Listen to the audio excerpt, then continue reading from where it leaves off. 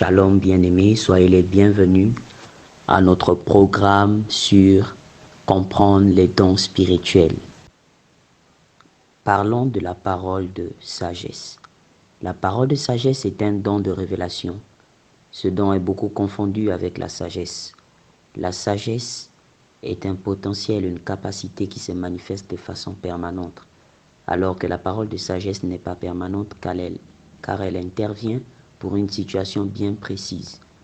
La sagesse est généraliste, alors que la parole de sagesse est spécifique.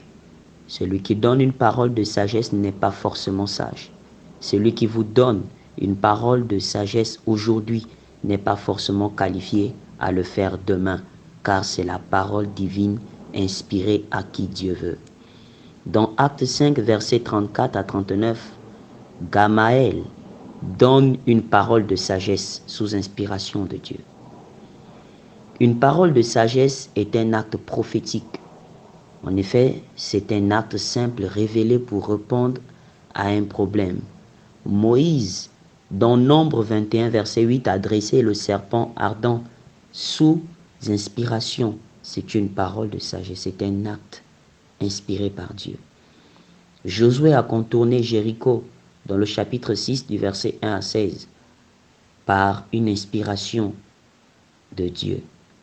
Élisée et Naaman, dans 2 Rois 5, verset 10, ont été conduits par Dieu afin que Naaman puisse recevoir sa guérison en plongeant 7 fois dans le Jourdain. La parole de sagesse donne l'orientation et dit où trouver quelque chose. L'argent, dans Matthieu 17, verset 27, avait été retrouvé dans le ventre du poisson par inspiration,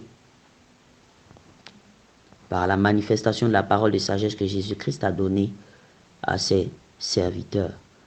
La parole de sagesse peut inspirer un déplacement pour obtenir une délivrance ou même le salut. Un voyage quelque part peut être une opportunité pour être sauvé.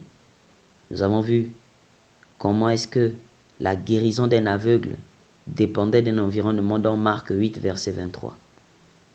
La parole de sagesse est la solution de Dieu à un problème. Elle peut empêcher un suicide, arrêter un conflit par un simple conseil.